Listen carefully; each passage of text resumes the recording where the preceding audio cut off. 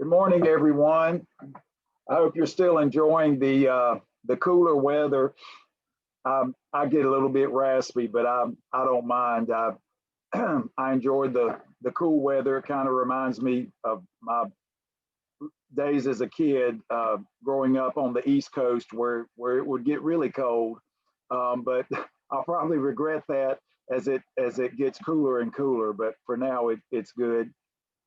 I posted a message and had that sent to your email about the next test, when it's going to be covered.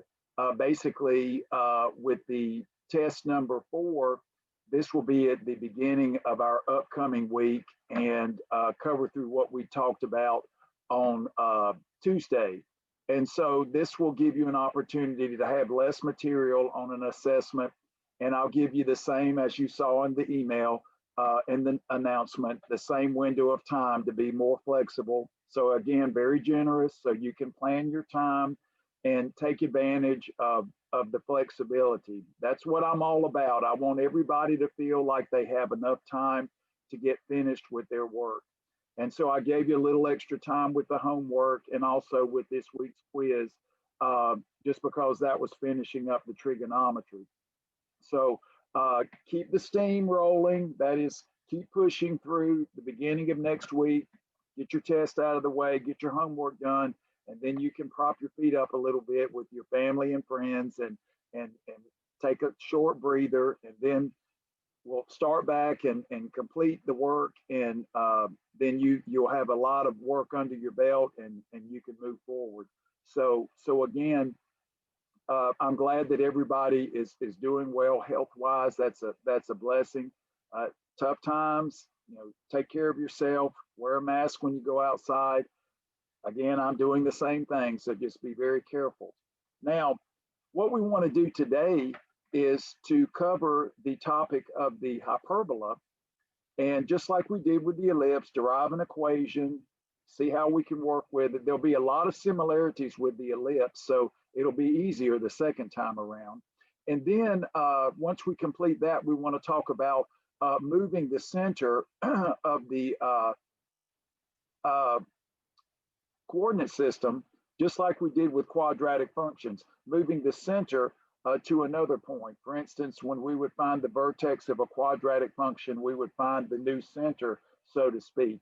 And so we're going to do that formally with the conic sections, and I'll show you how you can navigate the waters with determining where all the new points are and the new objects like a directrix and the asymptotes that we're going to see for the hyperbola.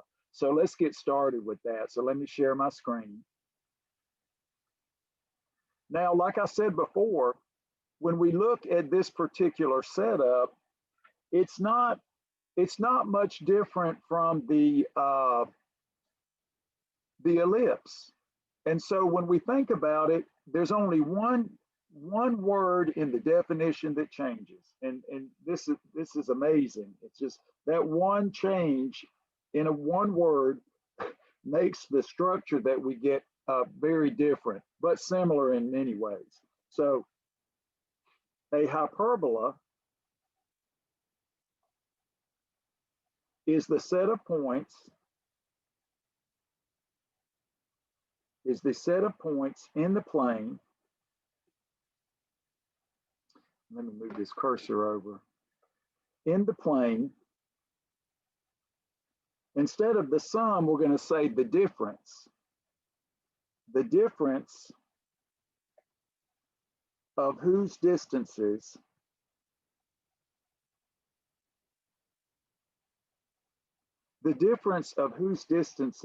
from two fixed points. So this is starting to look very familiar. Two fixed points is a positive constant. Now, the reason I like to go back through this with the same derivation is because the second time you see it, ladies and gentlemen, it gets easier. And I want you to understand this. This is how we move to the next level. So first, we're gonna approach this just like we did with the ellipse. So these two fixed points, we're going to fix a positive number C, just like we did before, and we will define the two foci, that is F1.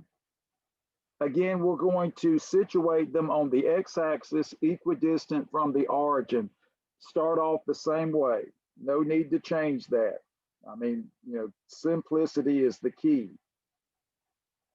And then for the positive constant, we'll do the same thing. That is, we will fix A to be a positive number and then set 2A, twice A, as the positive constant.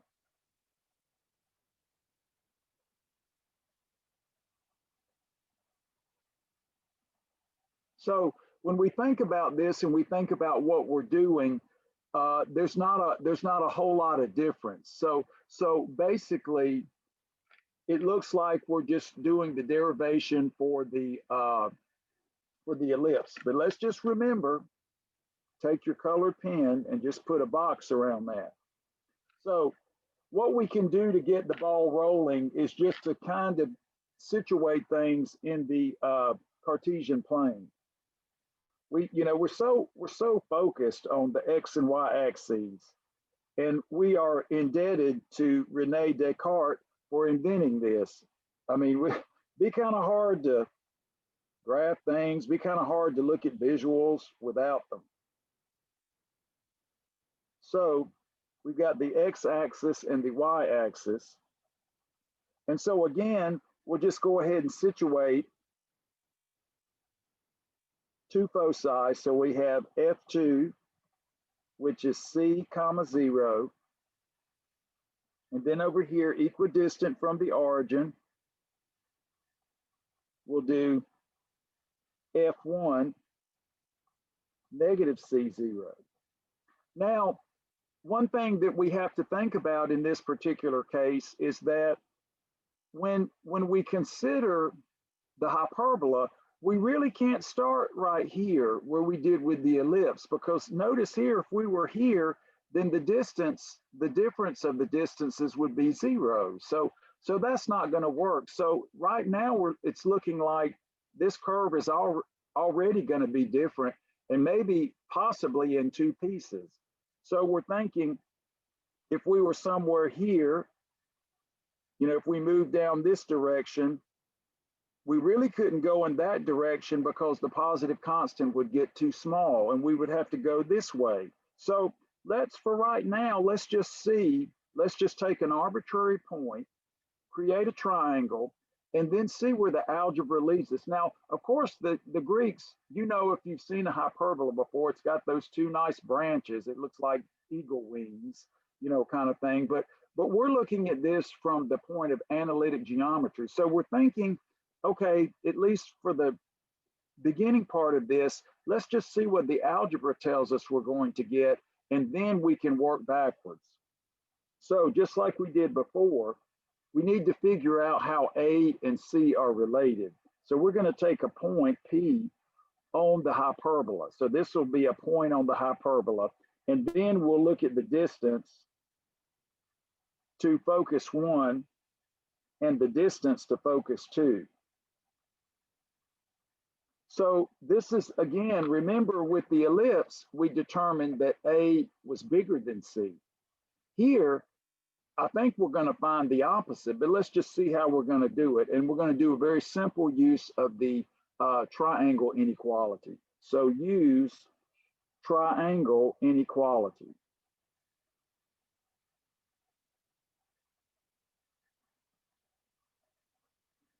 When you finish the class, you know what a parabola is, you know what an ellipse is, and you're going to know what a hyperbola is from the standpoint of the geometry and the algebra. So what we can do is just look at the distance from P to F1 plus the distance between the two foci, F1 to F2, will necessarily be greater than the third side distance from P to F2. Likewise, we can flip-flop these two distances. We could say the distance between P and F2 plus the distance between the two foci would be greater than the distance from P to F1. So just a very simple application of the triangle inequality. If we could replace this with a greater than or equal to, it would still be correct, but here it's strict, and that's what we want to focus on. So now, just as a means of working with this, what we want to do is isolate, ladies and gentlemen, the distance between the two foci. So let's isolate that and take these quantities to the right.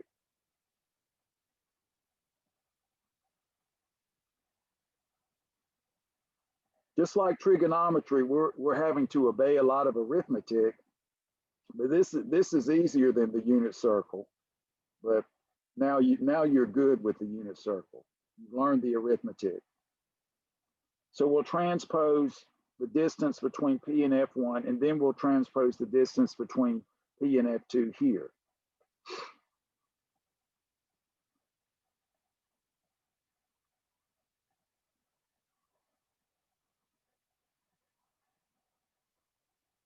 And then the distance P, F2. Now, in this particular case, we have one of these will be like hit the jackpot. For instance, we know the distance between the two foci is just C plus C, okay? So that's just 2C in both cases. So for the hyperbola, both of these distances will make sense. One, however, will be negative because we're flipping these. But if we assume the first case is true, the difference of whose distances from two fixed points is a positive constant, this would be a 2a. Or if we were choosing this to be the correct one without loss of generality, this would also be a 2a by utilizing the difference of whose distances from two fixed points is a positive constant 2a. So one of them is going to be true. So we're saying, okay, if you look at either of these, this will specify that 2c is greater than 2a in both cases. So equivalently, 2c is greater than 2a. But that just means because the 2's absorbed, that c is now bigger or greater than a, which is the opposite of that of the ellipse. So that's already a change. Even though everything looks very similar, we already see the inequality has reversed. Now, in order to actually figure out what's going on, we're going to do the same procedure that we did this past lecture, this past Tuesday. So without loss of generality, we'll just pick one of these. So in this case, without loss of generality, we'll just assume in this particular case that this is the one that's the positive one. So we'll say the distance from P to F2 minus the distance from P to F1 is the positive constant. Either one, we're just doing absolute value, so one of them is going to be positive by definition of our hyperbola. So we'll just start with this one. And since we're squaring a difference, there's no difference, so to speak. A minus b squared equals b minus a squared. So we're covered. So this looks like what we did Tuesday, except that was a plus when we did the ellipse, okay? So I want us to have another opportunity to see this working. So we're going to use the same technique. We're going to isolate a distance. We're going to square it to get rid of the radical and then do the symbolic calculation. And then when we can't really get any further, we'll go ahead and put in the actual numbers here from the picture.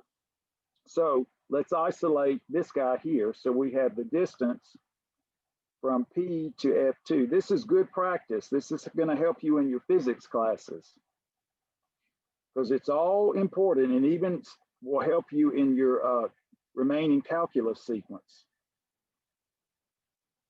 You have to be able to compute, and that's what I teach you in this class.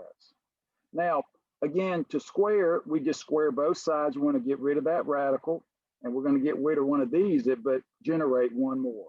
So square. So when we square, we get the distance squared between P and F2. And now we square the binomial. So we square the first term. Then we take the product of the two and hit it with a 2. So that'll give us a 4a. So this looks very similar. 4a distance between P and F1. And then lastly, everyone, we just square the b part, a plus b squared, and get the square of this distance.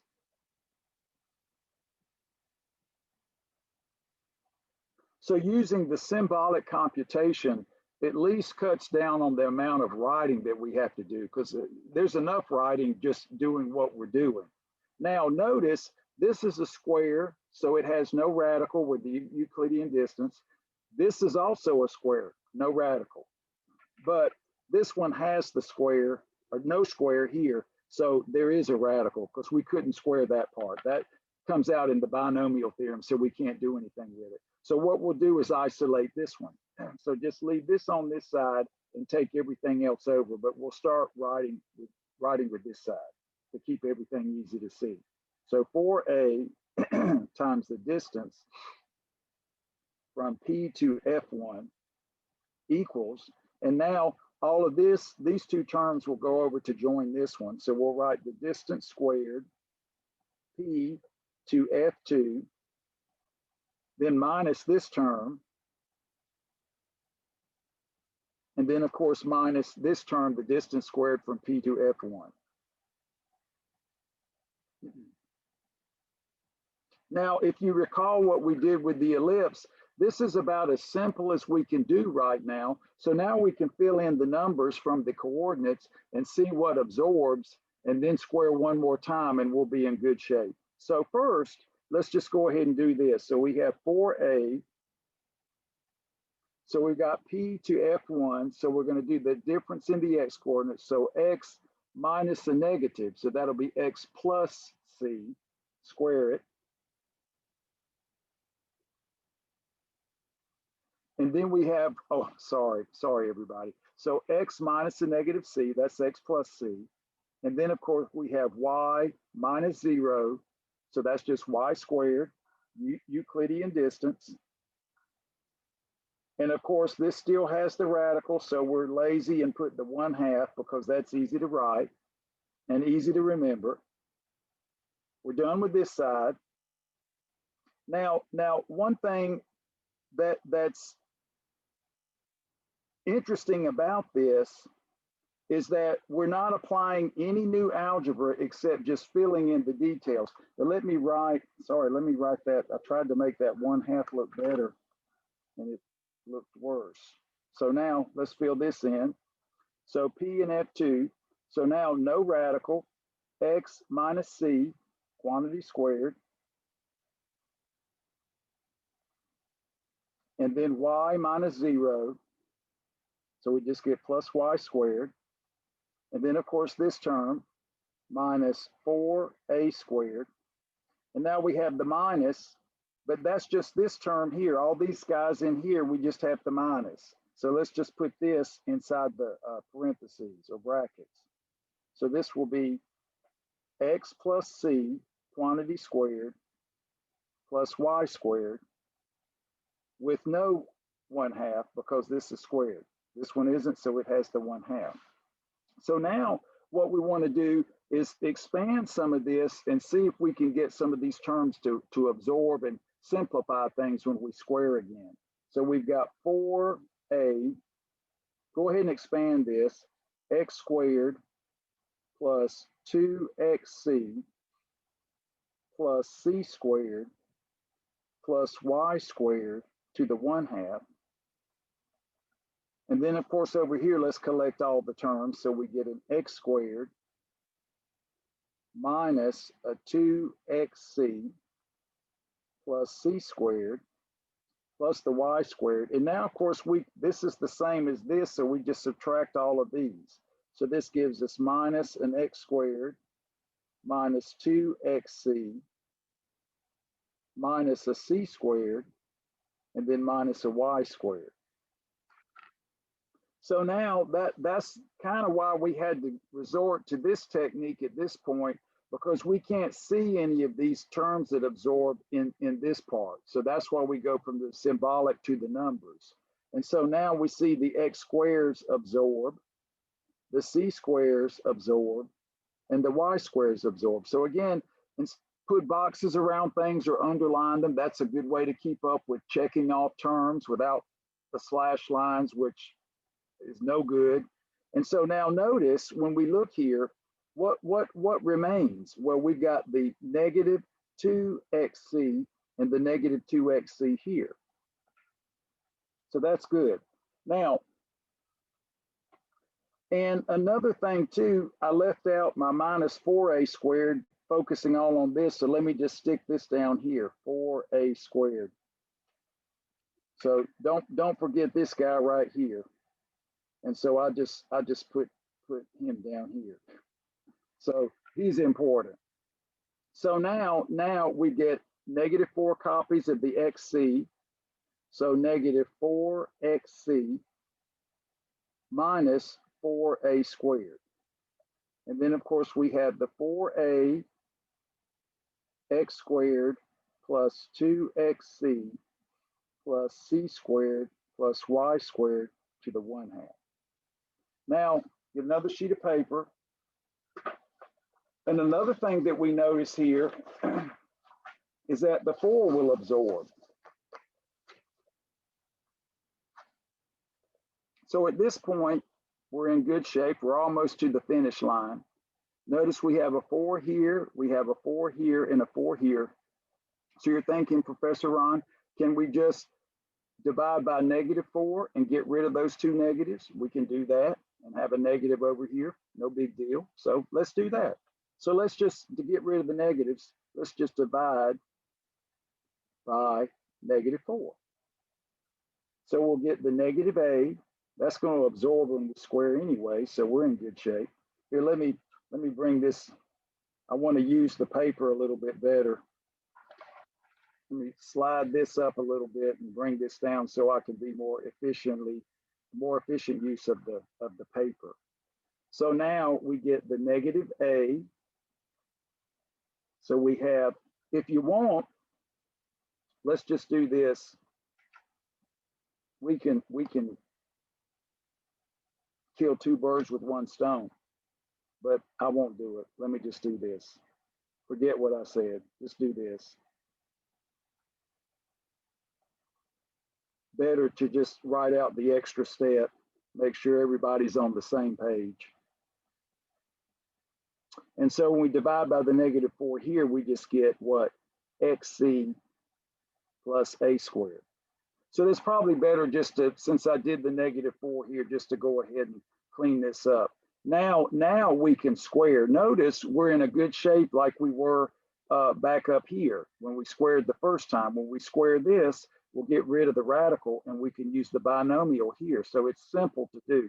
So now square, just like we did in college algebra. So we get the a squared here when we square negative a. So we get a squared times x squared. Remember, this absorbs.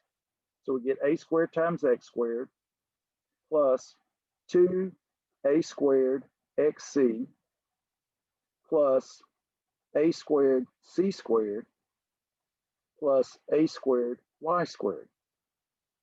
And then when we square this side, we get x squared c squared plus 2a squared xc, multiply them together, hit it with the 2, plus a to the 4.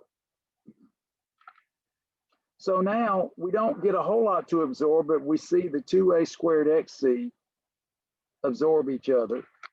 And so now we're basically back to where we were at the end of the ellipse derivation. So now notice, let's get all the x's together. So we'll take this over. So we're going to check both of these off. So this will be an a squared times x squared minus c squared times x squared and leave the y over here plus a squared times y squared. And now this is a non-xy term, so we take this over to join the a to the fourth. So this checked off, check off, check off. All right. Now what we can do is go ahead and factor. So here we have an x squared, a squared minus c squared, plus a squared, y squared. And then of course factor here. And yeah, let me write that correctly. A to the fourth.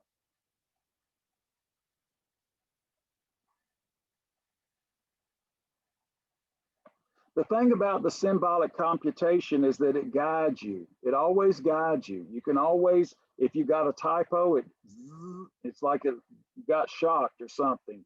So that's why I teach this way. It guides you through everything, and it's something you can always check. Now, this is where we have to go back to here. Okay, C exceeds A. So this is in the wrong order. We want this to be a positive number. So what we're going to do is multiply by -1. So if I multiply by -1, this will flip, this gets a negative, and this flips. Because we remember C is bigger than A, and we want to preserve that. So this will be A squared times C squared minus A squared. This will be X squared times C squared minus A squared. So that gets the negative for these two guys, and this just gets a negative in the old-fashioned way, A squared Y squared. Now we can divide by this side to get the 1. So we get A squared, C squared minus A squared, A squared, C squared minus A squared. And then of course we divide by the same thing. Now, of course, this gives us the 1. The a squared is absorbed, and we get minus y squared, c squared minus a squared. And then, of course, the c squared minus a squared is absorbed, and we get x squared over a squared. Now, just like before, this is exactly what we had for the ellipse, but now we have a minus, and now we make the assignment here.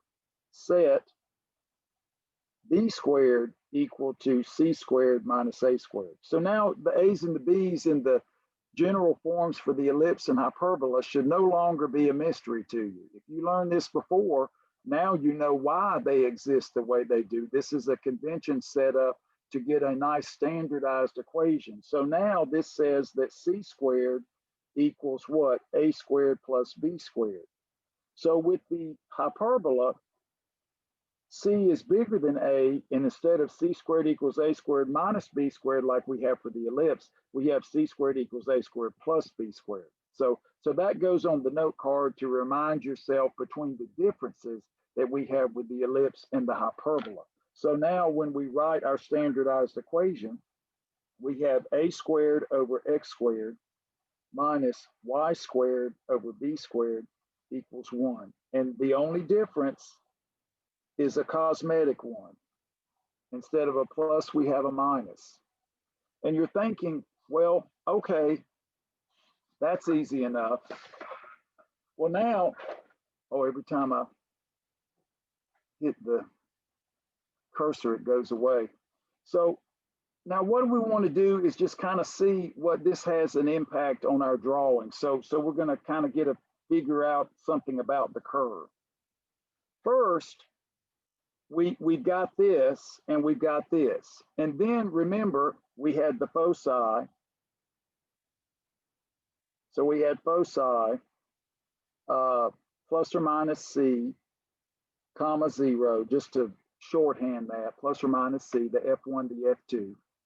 And now, like for the ellipse, we're going to have what we call, they have the major axis. We're going to now call it the transverse axis, which contains the foci. But it's not going to be part of the graph, just like it were for the ellipse. But we're going to say transverse axis, we don't have a minor axis or conjugate axis for the hyperbola. We'll just say that the length will be defined to be 2a, just like we did for the major axis with the ellipse, and we'll define the vertices to be plus or minus a comma 0. So these are the vertices. Now, so we're like, all right, so looks like we've got some differences here, but what's the major difference? How do we get the curve kind of cemented in our mind algebraically? Well, this is where we have to look at this equation a little bit more seriously and see what it gives us in terms of domain and what it does when x gets really large. Notice the ellipse is just a closed curve. You know, x doesn't tend to infinity because you've got a restricted set. And so like a circle, it's not very interesting as x becomes large because it has no impact on the curve. So what we want to do here to kind of get a little bit more illumination into what this curve looks like is let's just go ahead and solve for y squared. So take y squared to one side and take the 1 over. So y squared over b squared equals x squared divided by a squared minus a 1. So here we're thinking, all right, well, this is going to be pretty simple. So let's just go ahead and get a common denominator of a squared. So we have y squared over b squared. And we'll just do 1 over a squared. And that'll give us an x squared minus an a squared. So now when we look at this, a squared, 1 over a squared times a squared gives us a -1. And of course, the x squared over a squared gives us this term.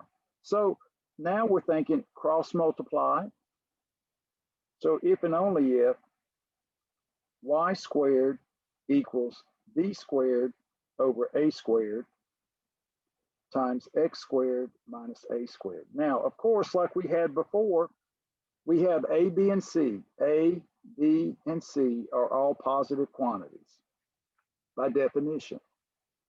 So when we look at this, we're thinking, well, we can just use the square root property to solve for y. So that's going to say we're going to have two pieces. Like with the ellipse, if we solve for y, we'd have an upper arc and a lower arc like we have for a circle. So it looks like we're getting similar for the hyperbola. So this is equivalent to y. Now, of course, the square root of b squared over a squared is the absolute value of b over a. But they're all positive, so we can just discard the absolute value. So plus or minus b over a times the square root of x squared minus a squared. So now, ladies and gentlemen, when we look at this, we see that this is only real when x is equal to a or larger. So now we go back here, a is less than c, so it's interior. And so we get a vertex 2 is a comma 0, but now the values of x don't go this way because it's undefined. They have to go out this way. They extend this way. And so what's happening is that the curve is going to have to bow this way to maintain the definition. And then of course over here, we have the same thing. We have the b1 negative a 0. But again, for this to make sense, the x's have to propagate, become more negative. And so we get a branch that's going to go out this way just because of the domain. But we've got nice symmetry here because of the quadratic function. So by looking at the equation more closely, we see that this little transverse axis here, which is 2a, is kind of like the no man's land. The curves are starting here and bowing out this way. And then, of course, with the negative, you're going to get two pieces that bow out this way to make the little wing. So this is no man's land. Like there's no graph here. So this is very different from the ellipse, but still very reasonable as far as analyzing. So now we're thinking, how do we draw this? I mean, do we just kind of do like two little branches, and how do we guide the graft? I mean, do we get an asymptote out of this? And the answer is yes. So what we can see here is as x gets really large, ladies and gentlemen, this is what's going on. This a squared doesn't change. So it's like fades away. You know, as x gets really large, if you're subtracting a constant, you know, x gets really, really, really big and you're squaring it, this has no impact. So basically, it looks like the curve is approximating this when x is large. So if we assume in this case that x is bigger than a in the domain, then we're just basically getting the square root of x squared, which is the absolute value of x, or x, because x is positive. And so we're getting a line, b over a plus or minus times x. So we're seeing that the curve is asymptotically approaching or appearing to approach a line. And we're thinking, oh, that's a slant asymptote. But this is not a rational function like we're used to back in the college algebra review. So we're getting a slant asymptote without having the degree upstairs being one more than the degree downstairs like we did with the ratios of polynomials. So this is a very interesting situation. So now what we can do is we can verify this intuitively. And I want to show you how we do intuitive limits like we've done with the rational functions. So what we want to do is say for x positive, we'll just look at this one particular case. The limit as x approaches infinity of, we'll take just the positive branches. So we'll do b over a, x squared minus a squared to the 1/2 minus what it appears to be approaching, b over ax. And what would have to be the case if this is indeed an asymptote, that when x gets really, really large, this expression would converge to 0. That is, the distance between the curve and the asymptote would become infinitesimally small, which is what happens when we have asymptotes, vertical or horizontal. But with the horizontal, x, of course, is approaching infinity. So we're thinking about that, but instead of this way, we just got the slant bit. So we can do some simple algebra. So this will just be simple algebra. And then when you get to calculus, this kind of intuition will be extremely helpful. Intuition is always good. So this b over a, let's get rid of it. Let's factor it because it has no x dependence. That it is independent of x. So we'll just get rid of it. Now we're going to do a little conjugate technique, which I've done many times. So we've got this minus x. Take the b over a out, just stick it out here. And then let's use our tried and true conjugate technique. Let's multiply and divide by the sum here to create a difference of 2 squares.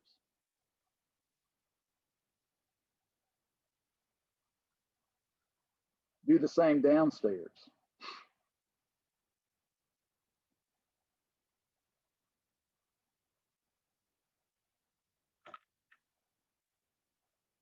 Now, when we do this and we look at this, we just get a binomial times a binomial. If you want, you could just put additional parentheses here.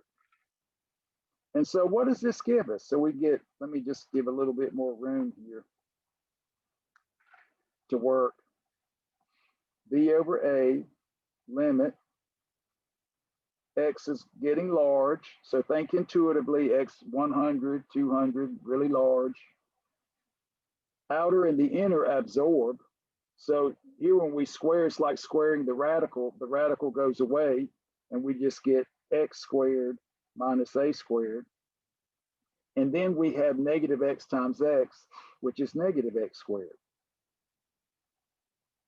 divided by the sum. X squared minus a squared to the 1/2 plus x. Now notice the x squareds absorb and we're left with a negative a squared, which has no x dependence, so we can factor it also. So this will be a negative a squared times a b over a.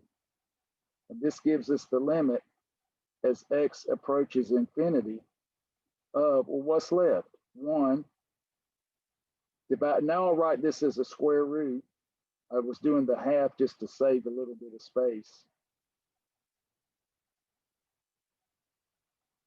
Now, when you look at this, of course, the a square will absorb, the a will absorb the a square and just give us a negative ab.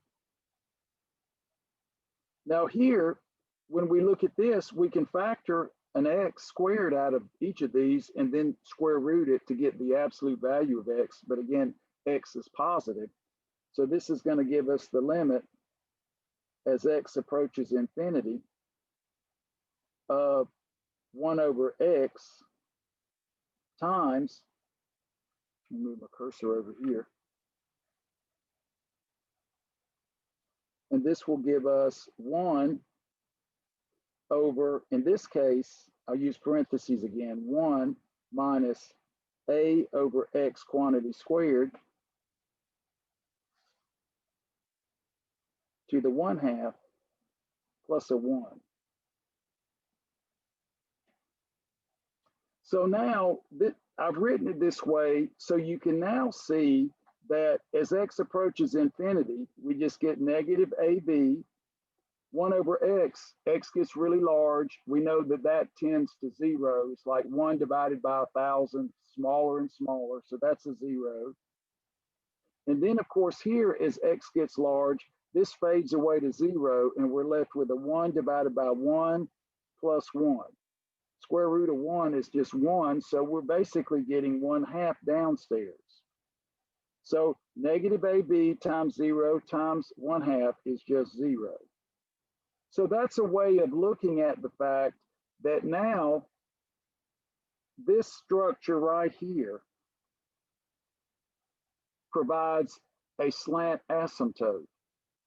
And so now, instead of having eccentricity, C over A for the ellipse, we have a counterpart to the directrix with the parabola, though it's a little bit different. We have this line with the parabola called the directrix. Now we're going to have lines with the hyperbolas that cross each other, positive and negative. So when we look at this, this just implies, now we can summarize everything. This implies that y equal, we'll get 2 of them, plus or minus b over ax. We just looked at the positive one, b over ax, are slant asymptotes.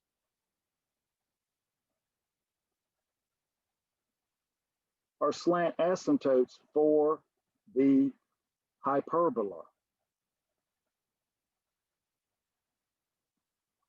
So you're thinking, boy, graphing lines, or even though they are, in this case, running through the center, what if they get translated? That's really going to be a pain.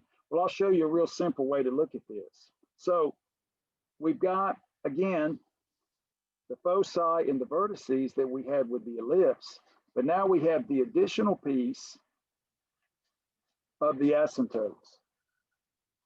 So now what we can do, if you like, is go ahead and make a nice little sketch of this.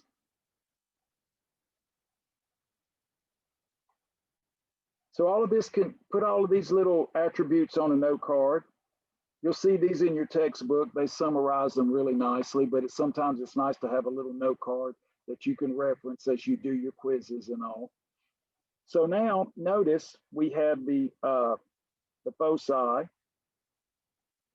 F2, C, 0. And then we have F1, negative C, 0. And now we have the vertices. And then, of course, the B's will just be the intercepts on the y-axis. So we'll put in our vertices, which will be interior because C is bigger than A. So we have vertex 2, A0, and we have vertex 1, negative A0. And then we can mark in the B. They don't, the B's and the minus B, they don't have special names. We don't call it a minor axis or whatever. Some books call it the conjugate axis, but Dr. Stewart doesn't, so don't worry about it. So what we can do is from the A's and the B's, dot in a little rectangle. So just go here, AB, and then negative A, B, do your little vertices of the rectangle, A, negative B, and then negative A, negative B. And with those 4 dots, just dot in a simple little rectangle. And this will be a way to draw the asymptotes without having to do a lot of additional work. You always have to know the B and the A when you put the standard form together. So this little dotted box, the diagonals will form parts of the line. So now you get rise over run. So we can do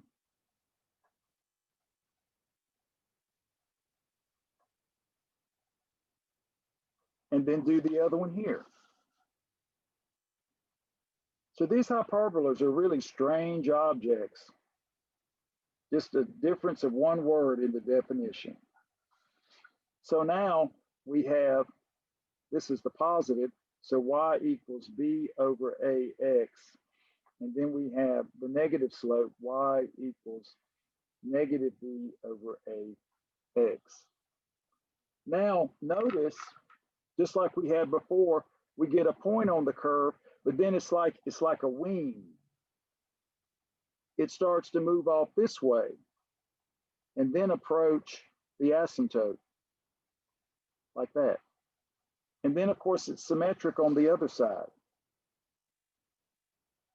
Has to be because of the quadratic. And then you can go over here and do the same thing.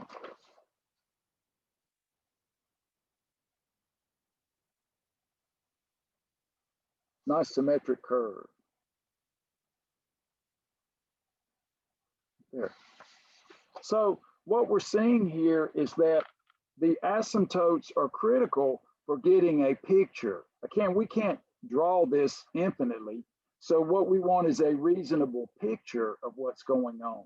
So when we look at this, basically for the upper arc, we have the domain running from A to infinity and negative infinity to A. So this is the positive radical, these two pieces, that piece right there and that piece. That's the positive square root that we were looking at. That's one of the branches, and the branches is, the branch is 2 branches, right? And then for the negative radical, we get another function. One piece is here and one piece is here. Because this, again, does not define the function. It defies the definition of function. So the positive radical gives you these 2 pieces, and the negative radical gives you these 2 pieces. So the analysis that we did here helped us to really figure out what the curve would be. Very different from the ellipse. And notice this is where the box is to draw the asymptotes, is like the no man's land. No graph, but we just get the points right here for the vertices that are part of the rectangle, right at this point and this point. And then it bows out this way to, again, respect the definition of the hyperbola, and of course to respect the domain of the function.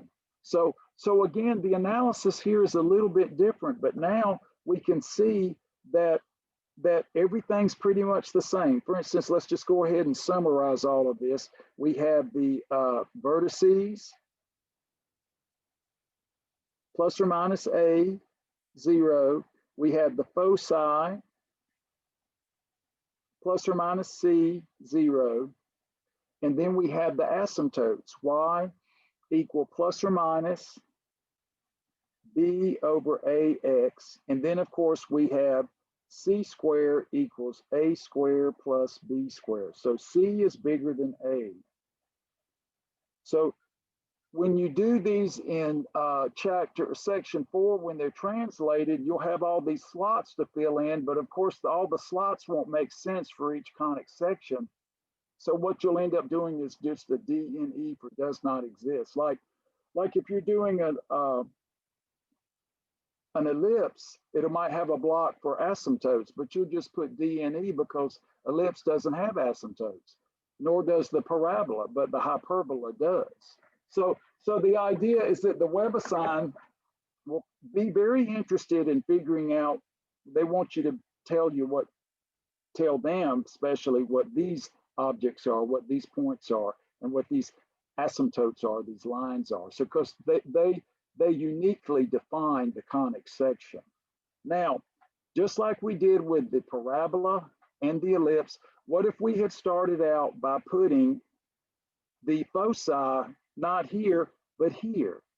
We can just interchange or switch X and Y. So switch X and Y.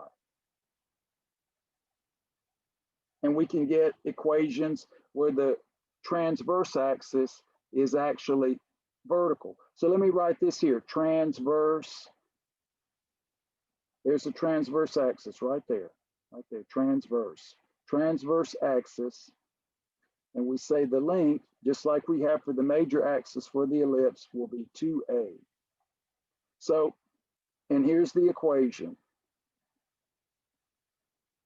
So what we're seeing now is that the positive term will be the one that we associate with the foci. Positive term X, we have the foci on the horizontal axis. Now when we switch, we just do the switch game. So now let's switch X and Y. So we're going to have Y squared over A squared minus X squared over B squared equals 1. Again, we still have C squared equals A squared plus B squared. That's never going to change. And so now the foci and the vertices will be on the vertical axis.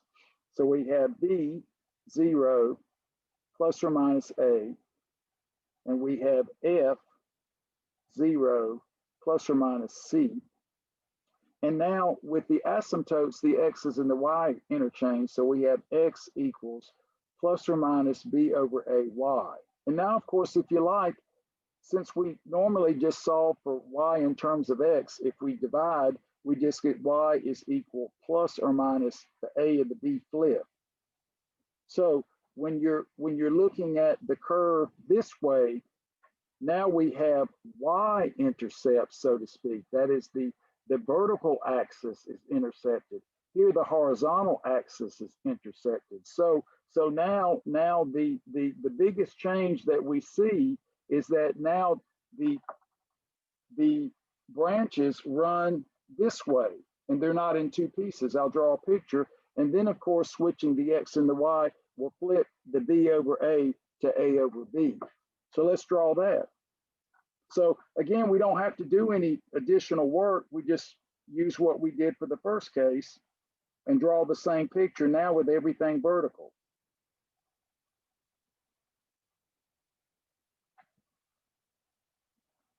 So now if you look here, we'll just go ahead and put in the foci. So F2, 0C, F1, 0, negative C. And now we'll put in the vertices, B1, 0, negative A, and B2, 0, positive A. And we'll just go ahead and write in the intercepts of the box, the B and the minus B. And then just do your little points, your vertices of the box. All this symbolic calculation.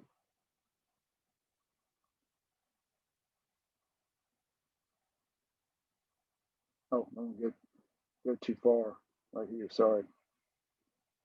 Don't want to go down to the C. It's about right here.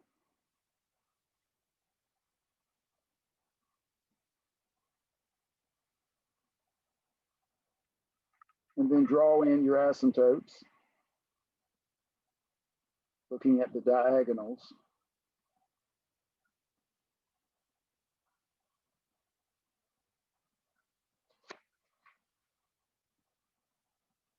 So just like with the ellipse, the B's and the A's pretty much determine the nature of the graph.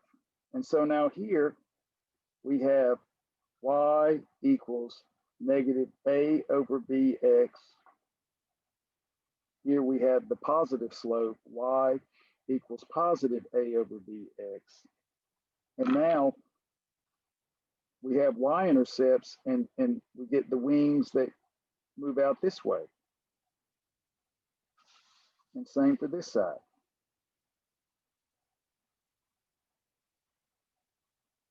Like that. And symmetrically here. So the hard part is just figuring out all the little points. It's not so much drawing the graph. Once you have the graph or have all that stuff, the graph is easy. So now notice, instead of the upper arc being two pieces like it is here, the upper arc is just this one contiguous piece. So this is the positive radical and this is the negative. Notice very big difference here. This one is in one piece. This one is in two pieces, one piece, second piece, one piece, second piece. So even in flipping the X and the Y, there's a big difference. So the positive radical is made up of these two pieces. Here, the positive radical is just made up of one piece. So when you flip this and put the foci on the vertical axis, it does have some changes that you don't see so much with the parabola and the ellipse. So this is rather amazing, isn't it? So let's just do a simple example of this, and then we'll talk about moving the center of our system around and seeing how the translation makes a difference. So this will be good. So I've got a simple example here.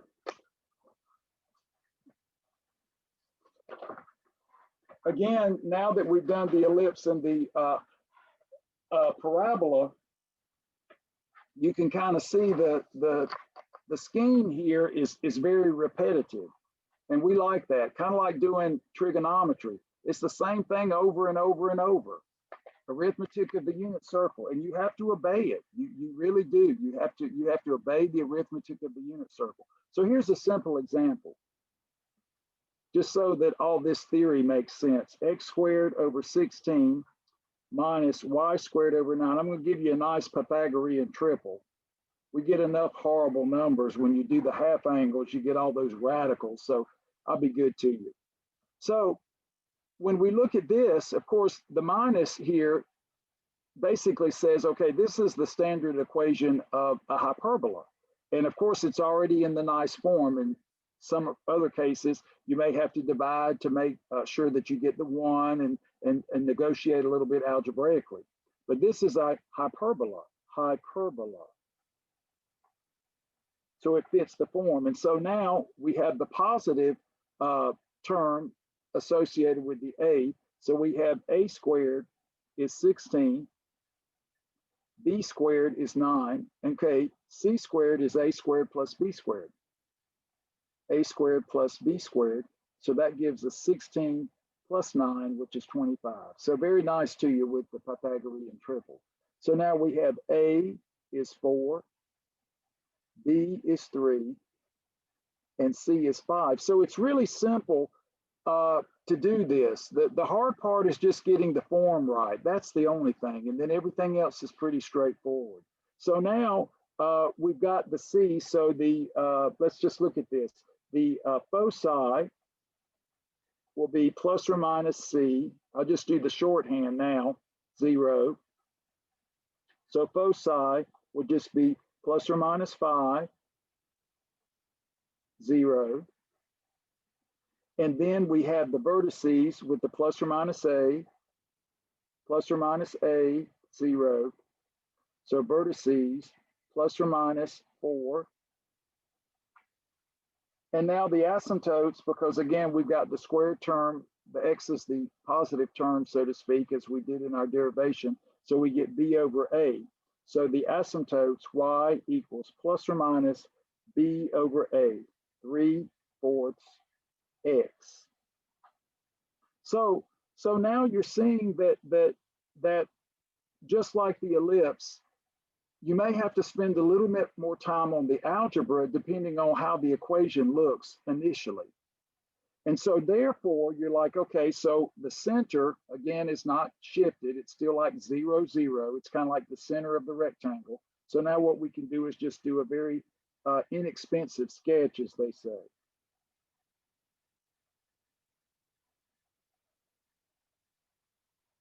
And these numbers are nice and user-friendly to give you a good example.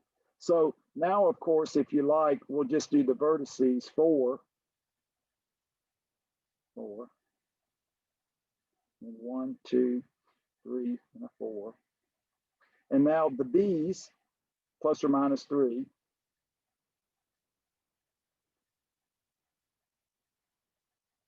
So we can use these to draw the box. Again, this is just a quick way to get the asymptotes with little or no effort. And then the graph will look a little bit better. So now you can connect the vertices, excuse me, the diagonals, the vertices, opposite vertices to give you the diagonals.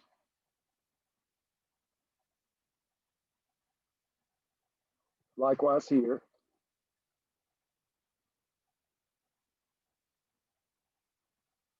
Pre-cal really helps you to do a lot of good sketching. You do the trigonometry, you sketch a lot, and just get you ready for calculus and drawing things. And so now, if you will, we can go ahead and draw in the foci. That's right here. So this would be, I'll label this. This will be focus 2, which is 5, 0. And then focus 1, which is negative 5, 0. And of course, the vertices would be 4, 0 and negative 4, 0. And so now, as I've written here, we can draw the curve.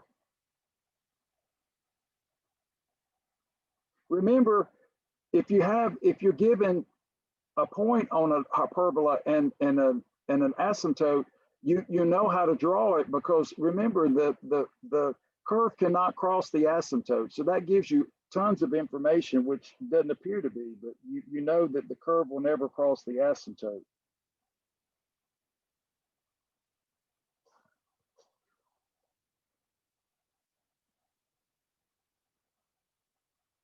So here we go.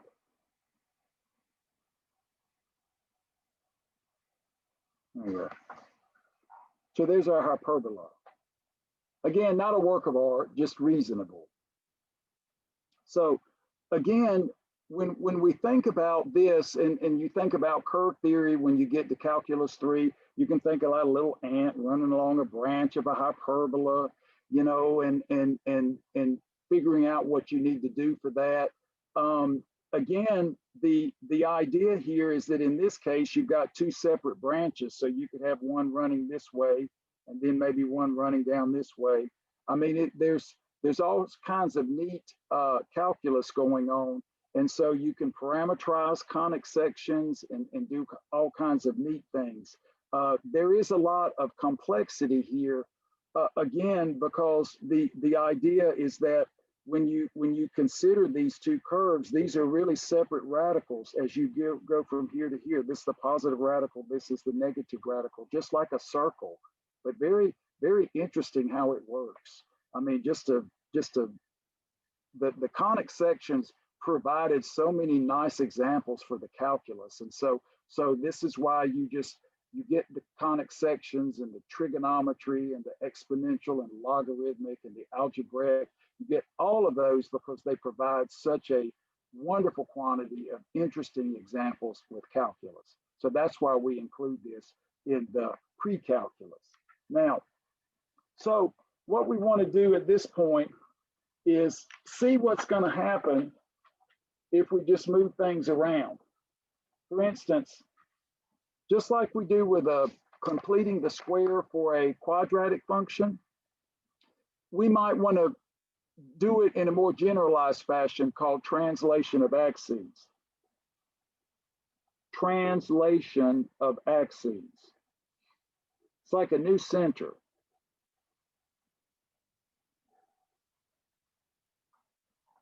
So for instance, I can think we just did a hyperbola, right? So let's just stick with that. and then we'll go maybe do a parabola and an ellipse. So for instance, say we have what we call a new center.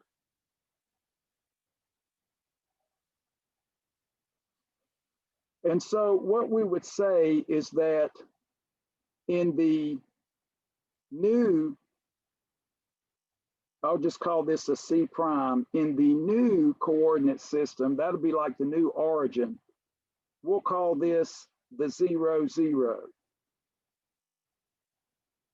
where these are in the X prime, Y prime system. And I'll draw a little picture. And then what we're going to say is that our point in the XY system will just be HK,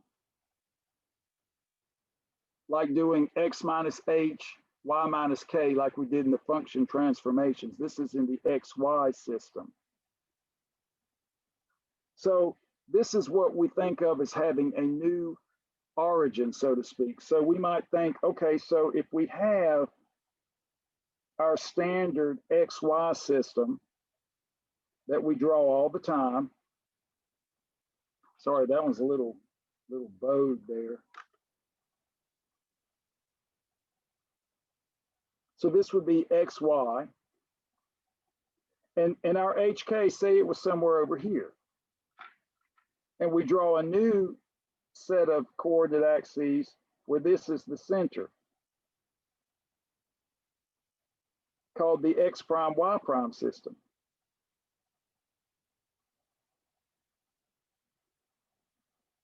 X prime, Y prime. So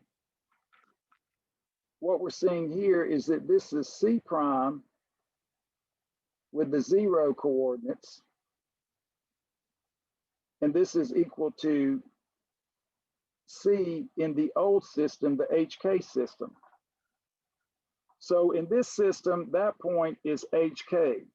But in the new system, X prime, Y prime, we call it the center, 0, 0, and put a little dashes on it for the new coordinate system. So we're thinking, how are these related? Well, by this depiction here, this implies simple translation equations, which are synonymous with the function shifting equations that we did for college algebra.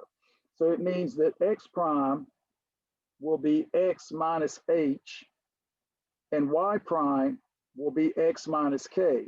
And H and K in this case is more general, can be positive or negative. We're not restricting to a positive value now. We're being much more general, but still the same ideas going on.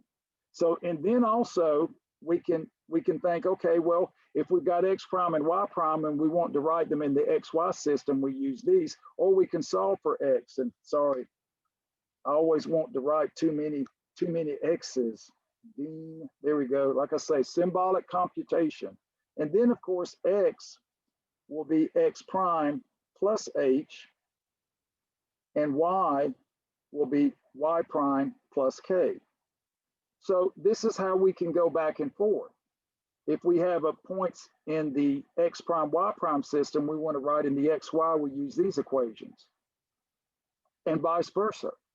So the beauty of all of this is that maybe we have a point in the X prime, Y prime that we want to write in the XY system. So we use this. So let me show you how this will actually work in an example. So this is what we call the set of translation equations. So we're going to say translation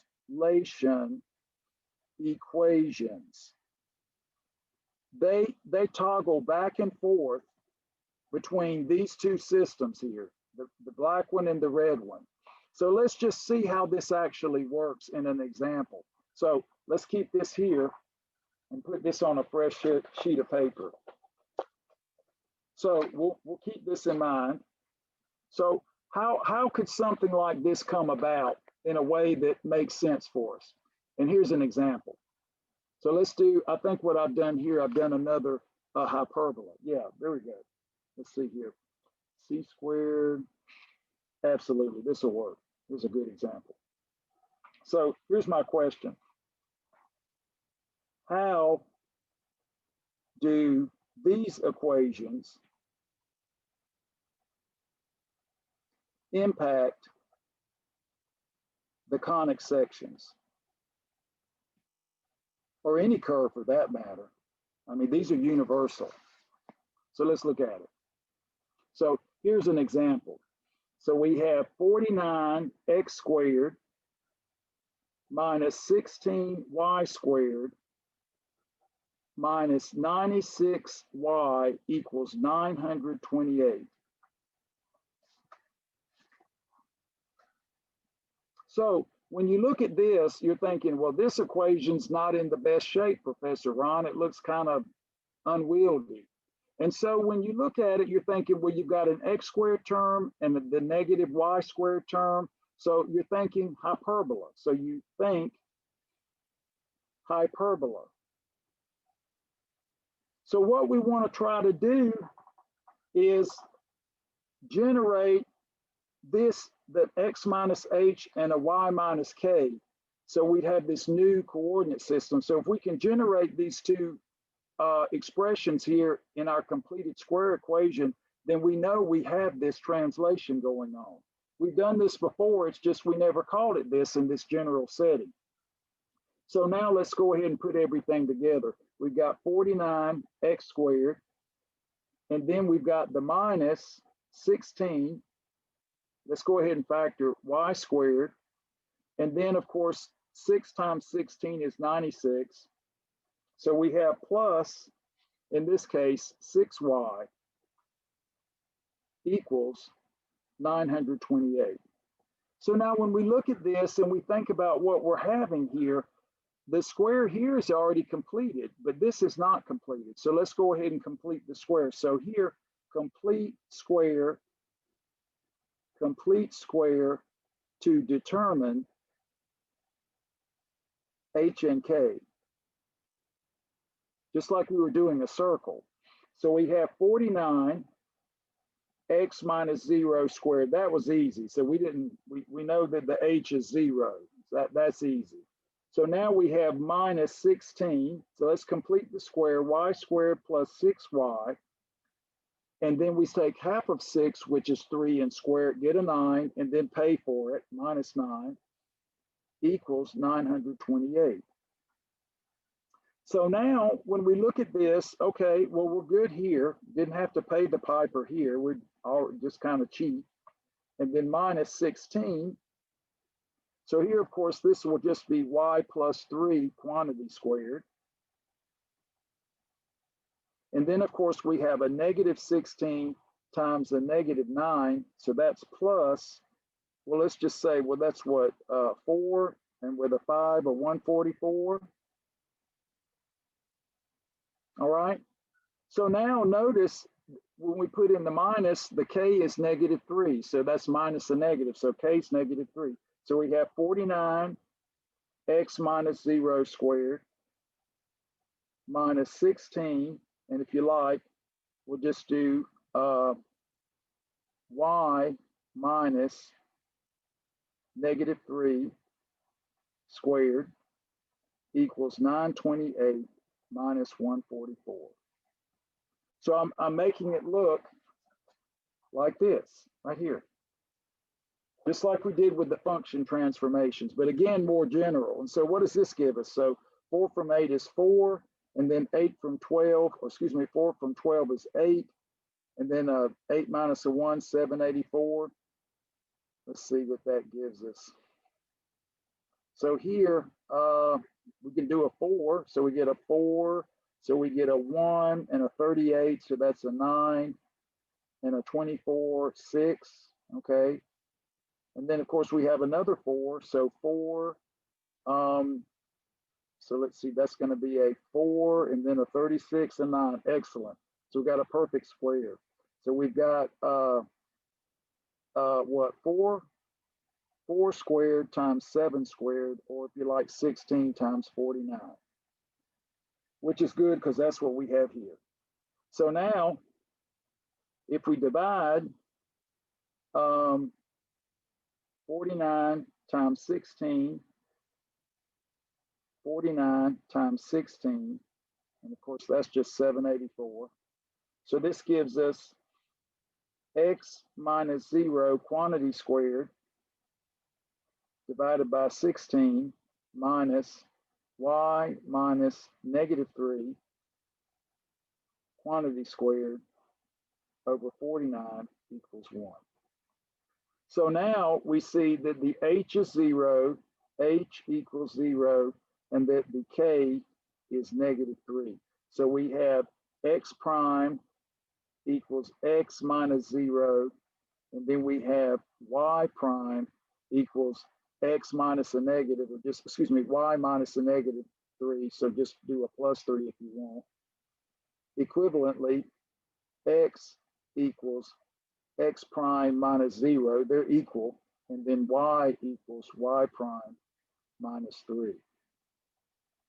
So it's kind of like with these equations, we can do anything we want. And so now notice, let's just do the easy part. This is the squared term. So a squared equals 16, b squared equals 49. And so c squared is the sum, 16 plus 49. And that's what, well, let me move this over. All the calisthenics I play with the little mouse here. So here we get what 565. So now we have a equals 4, b equals 7, and c equals the square root of 65.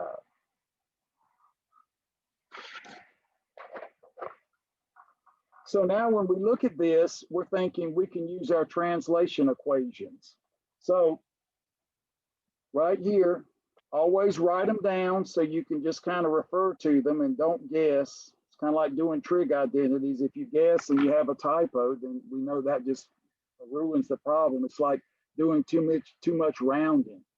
So now we see, okay, well, the center in the 0, 0, I won't put the primes now because we can relax a little bit. That'll just be 0, negative 3. That's the center in the old coordinate system. And now, of course, if we have the foci in the old system, that's square root of 65, comma 0. And then we want this is the new system, we want the old, so we go over here, so we have x prime minus 0. So we've got plus or minus. Let me stick in the plus or minus there just to save some time. That way we don't have to write both of them separately until we graph it. So let's just go ahead and put the plus minus right here. And so then we look here and we say plus or minus square root 65 plus 0, and then 0, minus 3. So this gives us f plus or minus square root 65, comma, negative 3. So now, and then the vertices in the new system, plus or minus a. So I'll do again the plus or minus to save some space. Plus or minus a, plus or minus 4, comma 0. And then in the old system, this new coordinate system gives us b. So plus or minus 4, plus 0 here, or minus 0. And then of course, 0, minus 3, plus, because it doesn't matter, it's just a 0. So this gives us the vertices, plus or minus 4, negative 3. And now for the asymptotes, we have what y prime equals b over a plus or minus 7 over 4x. And so now this is where we go here, y prime, so we get y plus 3 equals plus or minus 7 over 4, and x prime and x are the same, so that's a prime there, so that's x. So if and only if y equals plus or minus 7/4 x minus 3. So now we're thinking we've got all the interesting stuff here, so we can make a sketch. So let's do the sketch right here. So we've got all the good stuff. So here, let's see, I'll just cover part of this up because this gives us everything we need. So we've got the vertices and we've got the foci and the asymptotes. So let's draw it. I'll just draw a nice big picture. No need to limit ourselves. So now the new center is 0, -3. So it would be 0, 1, 2, 3, right there. And then, of course, we've got the, let's get the B's, the B here, let me write here. B is what? 7. So sorry, let me just put B equals 7. So the vertices, plus or minus 4, -3. So 1, 2, 3, 4, right here. And then 1, 2, 3, 4, another one right here. And then let's do the 7. So we can do from the center 1, 2, 3, 4, 5, 6, 7. And then here 1 or 0, 1, 2, 3, 4, 5, 6, 7. So do your little box.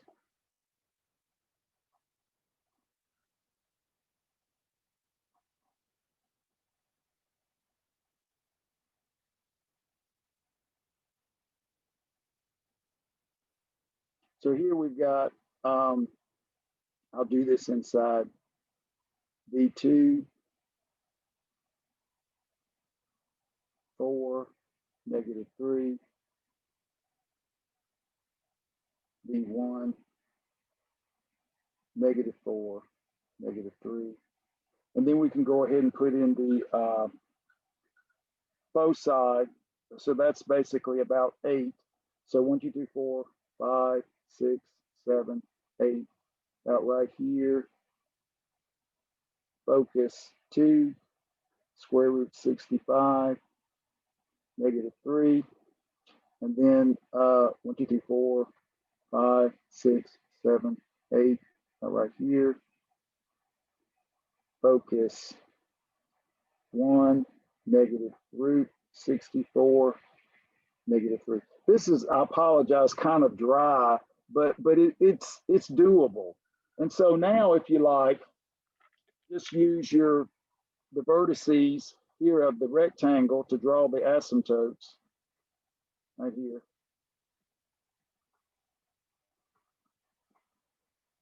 So this makes plotting the asymptotes really easy. I just spread this out since it's kind of a spread out graph so you can see it. So always take plenty of room to write your mathematics. Don't care how many pages you have to scan. I want to be able to see it and read it. So now we see here, if you like, this will be why I'm doing all the labeling just to give you good examples. In general, you wouldn't have to do this. You just type these into the boxes in the WebAssign. And then of course we have y equals -7/4 x minus 3. And then of course we can use all of these nice drawings, as they say, to draw the wings of the hyperbola.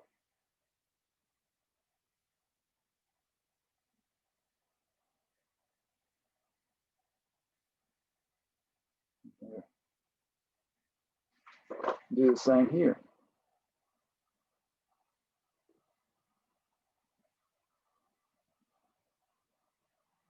Okay.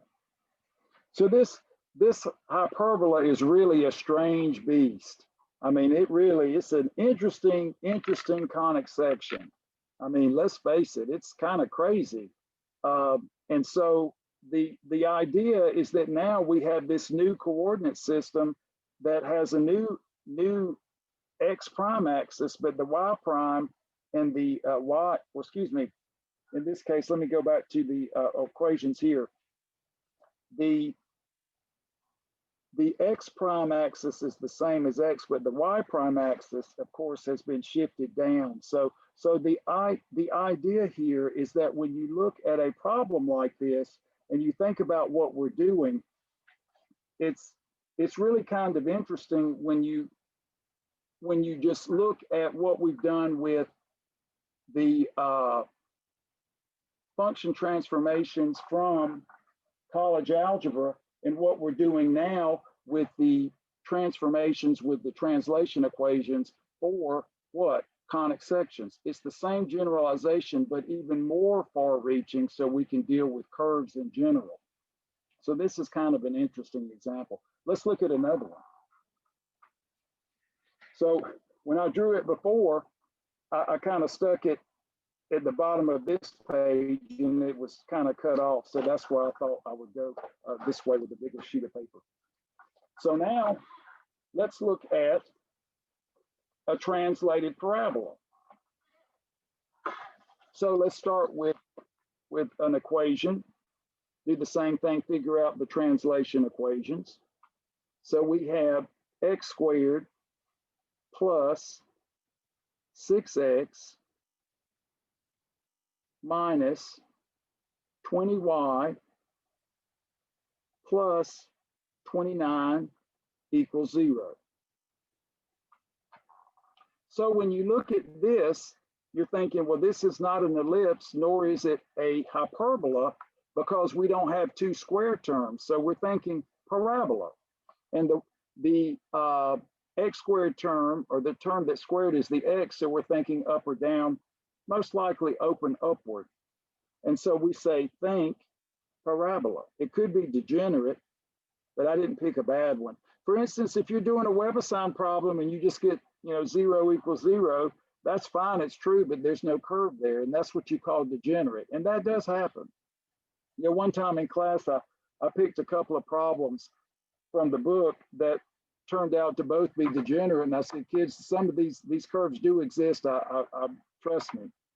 I'll just make one up that I know exists. So now what we can do is the same completing of the square, keep the x's on one side and put the y's on the other. So now let's just look at, for this hyperbola, just kind of what we were thinking. We ended up with this, didn't we? We had something like this. So that's what we exposed. That's what I kept saying. That's what we exposed, the translation, the x prime, y prime. We're going to do the same for the parabola. So now we have x squared plus 6x equals, I'll leave a little space here, well, leave more space, equals 20y minus 29. Now, we're thinking just the standard form where we have the x squared equals 4py. So now we're going to think translated. So here we have half of 6, which is 3, square it, we get 9, and then of course pay for it. And so this gives us x squared, complete the square actually, Professor Ron. So this gives us x plus 3, quantity squared, equals 20y minus 29 plus 9, adding the 9 to both sides. So now, of course, this will give us 20y minus 20, which is 20 times y minus 1. So equivalently, let's put everything together. It's all spread out here. So we have x minus -3 quantity squared equals 20 times y minus 1. I'm not partial to the -3. It just came up again, but in a different coordinate. So now we've got our translation equations. This is definitely translated. We have a new center. H is -3 and K is 1, right? So write this down. H equals -3, K equals 1. So let's write down our translation equations. So x prime equals, in this case, x now, of course, we have negative, negative, so this is plus a 3. And then we have y prime equals y minus. So basically, we're just putting this over here and putting this over here. And writing it that way because that's easier to do. But this is just keeping the notation consistent with what I wrote initially. Let's see here. I get so many papers here that I forget what I've written. Let's see.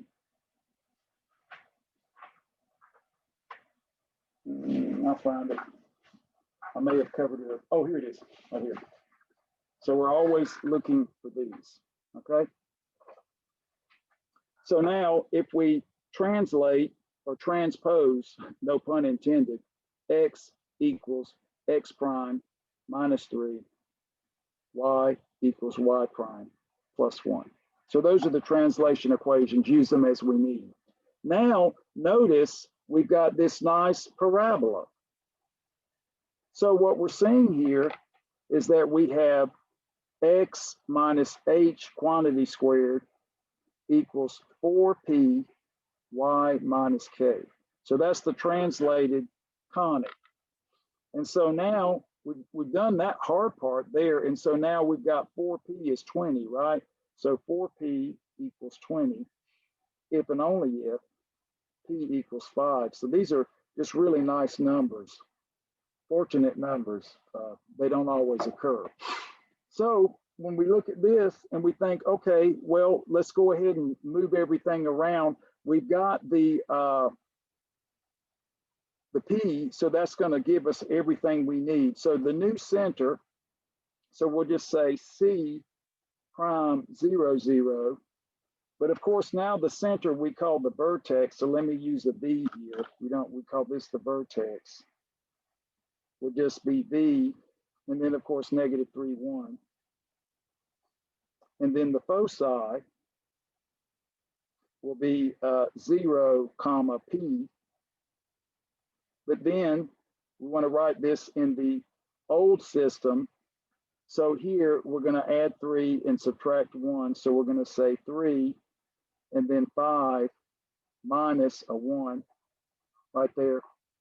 So again, the interesting thing about what we do here, oh, excuse me. I need to use the right equations. Here, we want to get to the old equations and rewrite these here. So notice we need this. So we need 0 minus 3, and we need 5, in this case plus a 1. So we need these equations, not this one. So you need to go to the right one. So here we've got the x prime, y prime, and we want to write in the old system x, y. So we use this. And so this is f negative 3, 6. And then, so that gives us all of that. Now for the x prime, y prime, we have what? Y prime equals the additive inverse of p, which is what? Negative 5.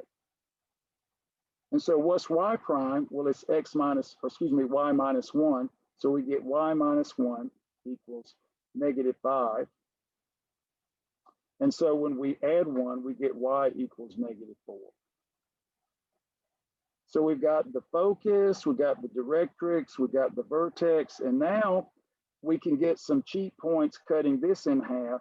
So we can do this. So we'll just say 20 over 2 gives us 10. So we can go 10 units either side of the focus to get 2 simple points. So let's draw a picture. So we'll do the same thing we did before, just spread it out since we have room. So here's all the good stuff right here. And so let's spread this out. So we're going to have a negative 3, 1.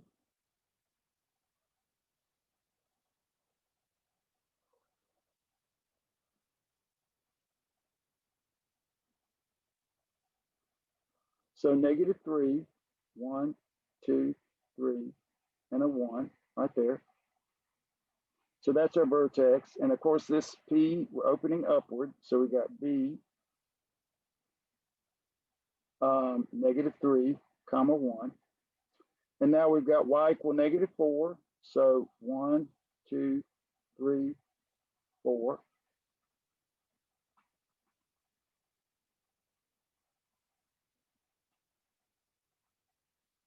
So y equal -4.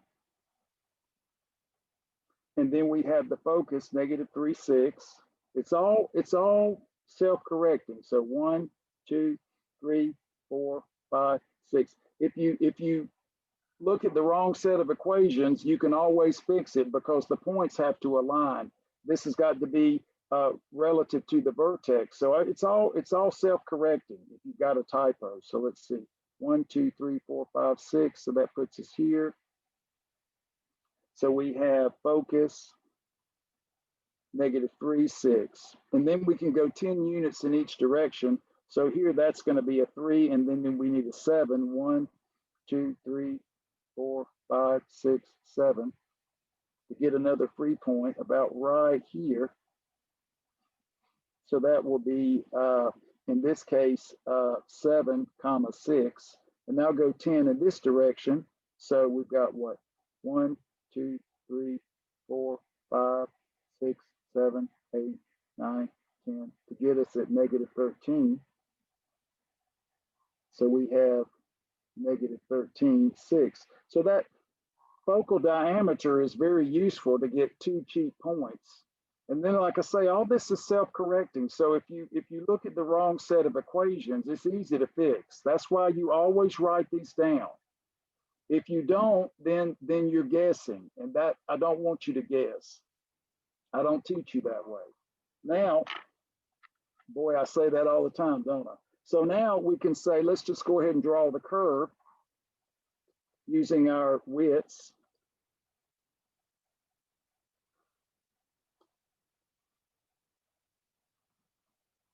These problems are really a lot easier than the trig, so it does at least give you a little break. And that's nice. So go ahead and connect here.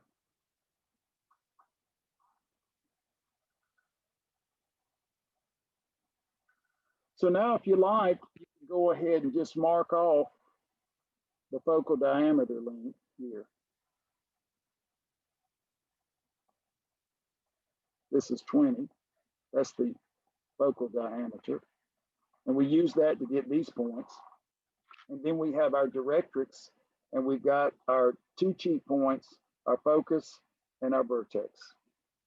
So I guess the most complicated is the hyperbola, but the parabola is not far behind because it has another structure. So for instance, when we do these, when we're trying to move points, as we move from one to the next, we're using these. So we're basically, when you look at these, we're basically adding H and K to these points to get the points in the old system with this set of equations. And then if we're trying to change actual equations, we have to use these because this is in the new system. We want to change to the old, so we replace y prime with y minus 1. So when you write these equations down, ladies and gentlemen, you have all the ingredients to do this, and it's self-correcting. If you mix up one, it'll fix itself. So the translation equations are really important. The first year I taught this at the South Campus, I focused on this, and then I said, oh, okay, kids, well, you can just think about it this way. But I find myself kind of going back to this because it kind of gives you groundwork and a sufficient foundation to keep all of this percolating correctly. Because just like the unit circle, you have to have the foundation of the arithmetic because that's all we have. I mean, that is all we have. And when I get messages and students are like, I'm not getting this, I said, wait a minute, are you following the unit circle? Now I can say, are you following the translation equations? So now let's finish with an ellipse. So I like it when I take a little bit more room to draw the picture. Nothing wrong with that. So here we go. Let's at least get the details of this one. So here we have another example of a conic section that appears to be translated. Now, of course, the worst possible case is the rotation. And if I have time to talk about it at the end, I will, ladies and gentlemen, but that'll only because we have the time. It's a nice topic, but it takes some time to present in a way that would be any meaningful way to you. So we have 4x squared plus 25y squared minus 16x plus 250y plus 541 equals 0. Now, again, when you look at this, you're thinking this is very untidy, not a nice equation. It's not in any kind of standard form. But when we look at the coefficients here, we've got a squared term in y and x, and the coefficients are both positive. So we're thinking this is most likely an ellipse. Maybe it's a degenerate ellipse, but we're thinking it looks like an ellipse. So we need, again, to complete the square to think about, okay, what are we going to get here? What is the translated ellipse that we need? What's the h and the k? So we'll do the same thing. So let's get all our x's and y's together. So 4x squared minus 16x plus 25y squared. And we got what, plus 250y. And then, of course, this term is just a constant, so we might as well take it over to the right-hand side to get it out of the way. There's no set way to do this. If you complete the square correctly, we all get the same answer. So here we have 4x squared minus 4x, so we can complete the square. So in this case, half of -4 is -2, square it, we get +4, so subtract to pay for that. And now let's factor the 25, make it monic, y squared, and of course 25 out of this leaves a 10. So half of 10 is 5, 5 squared, 25, and then pay for it. We know how to do that. It's natural now. Now you're elevated in your learning. You can do this. -541. Now, perfect square. So we get 4 times x minus 2. And then, of course, we have a 4 times a -4, so that's a -16. Plus 25. What is that? Y plus a 5, quantity squared. And then we have a 25 times a -25. That's a perfect square. We know that's a -625. So again, it looks like the numbers are nice, at least in this case. So now, okay, well, look at this. So we've got what, a 1, an 11, we get a 41, we get a -641, which will easily add to this.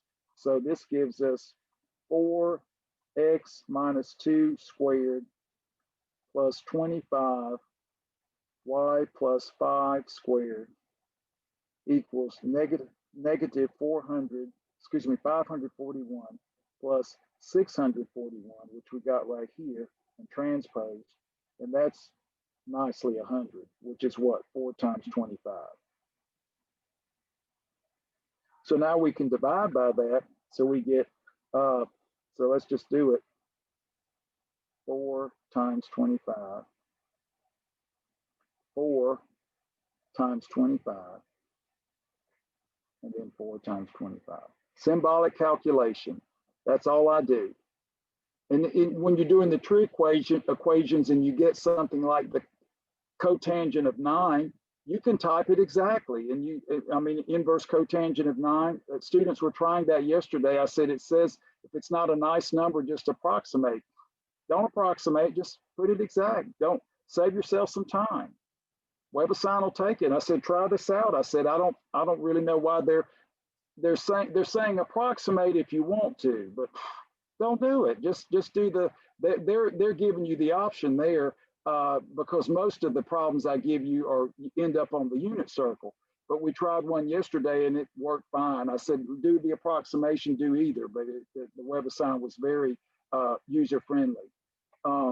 that's why the WebAssign is a superior product. I know it's a thorn in your side, but it is the best out there, because there's some really poor ones. I'm not knocking them. It's just the better system is the WebAssign, and you're getting better because of it.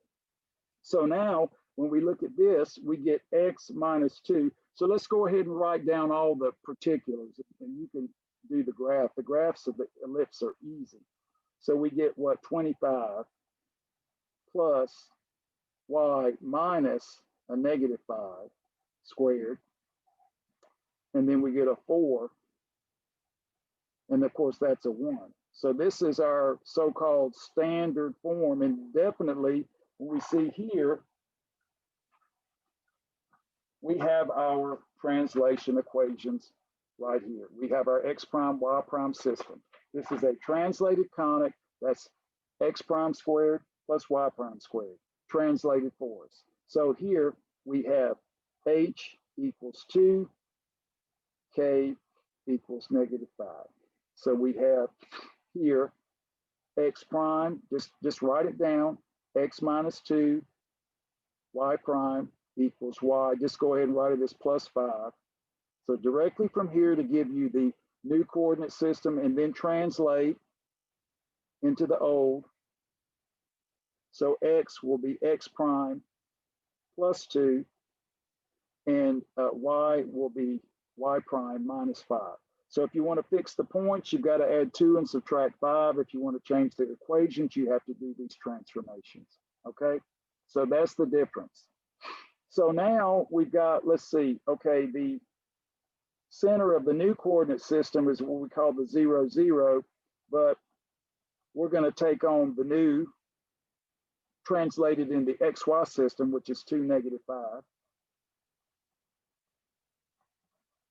And then of course, well, let's go ahead and do this. We got the a squared is 25, the larger denominator, the b squared is 4. So c squared is a squared minus b squared, which is 21.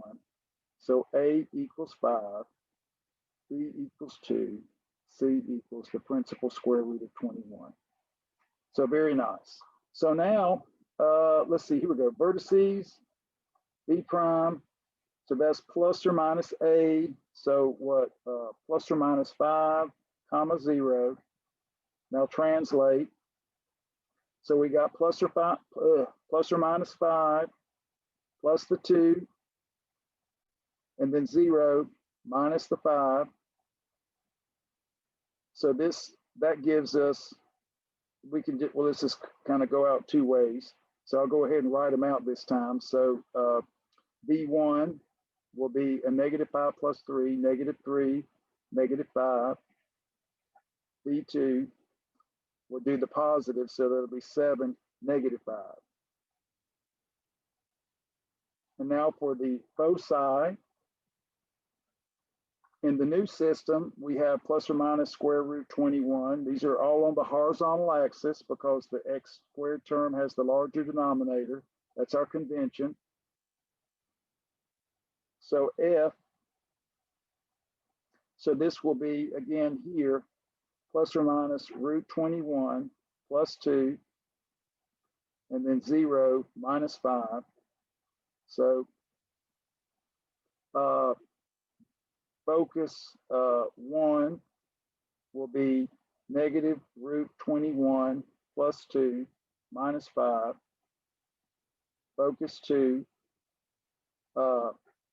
root 21 plus 2 minus 5. So now let's see. Okay, that does all of that. So that's not hard to graph. And then we need the eccentricity, which I didn't include. So E will be what? C over A. So we have square root 21 over 5, and you can put that under the same umbrella, 21 over 25. So if you just wanted, since I've been drawing all these, let's just get a quick drawing, as they say. So we've got, since we've been doing it, and you all are good to hang around and let me finish. So let's go ahead. what do we have? 2, -5. So let's go ahead and get a picture of it. So here.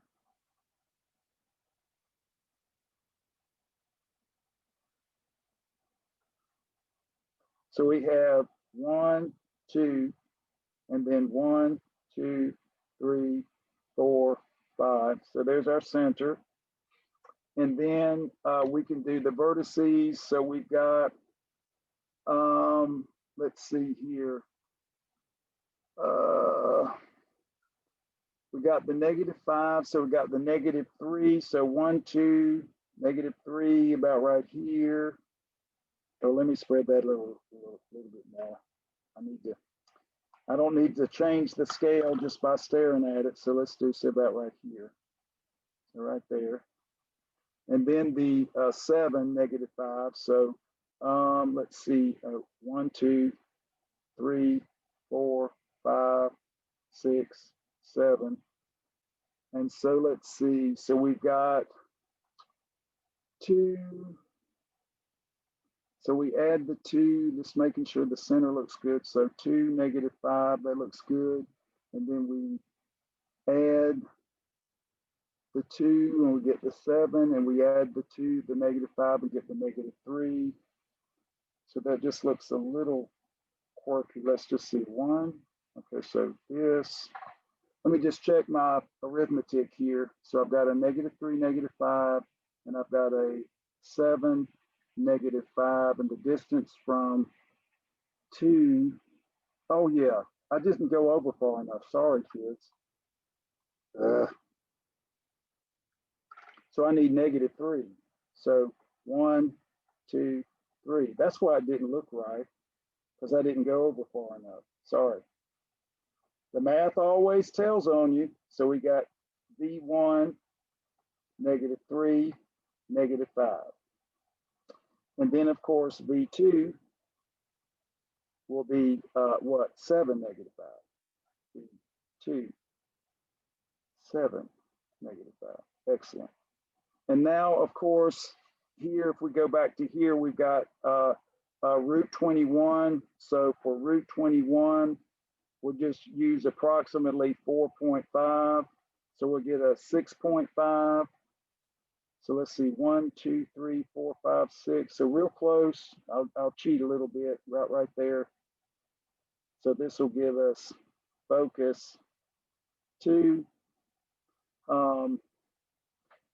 Root 21 plus 2, -5. And then just cheat a little bit so you can see it. And this will be focus 1, -root 21 plus 2, -5. So you get to type these in. You don't have to put them on the plot, but I want you to see where they are. And then of course, the B in this case is 2. So this is kind of squatty. So 1, 2 here, and then 1, 2 right in the middle of our focus right there. So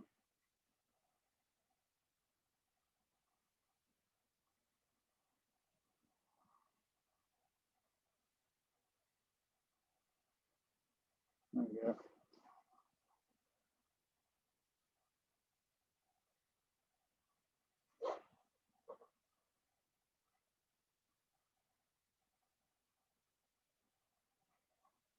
So there's our ellipse, and we can color it in a little bit better. Not Rembrandt, of course. It's kind of terrible, but relatively decent. Okay. So when you look at what we're doing here, the picture is kind of the icing on the cake. But the main thing, and like I say, if you start to plot, like I plotted here at -1, I need to be at -3.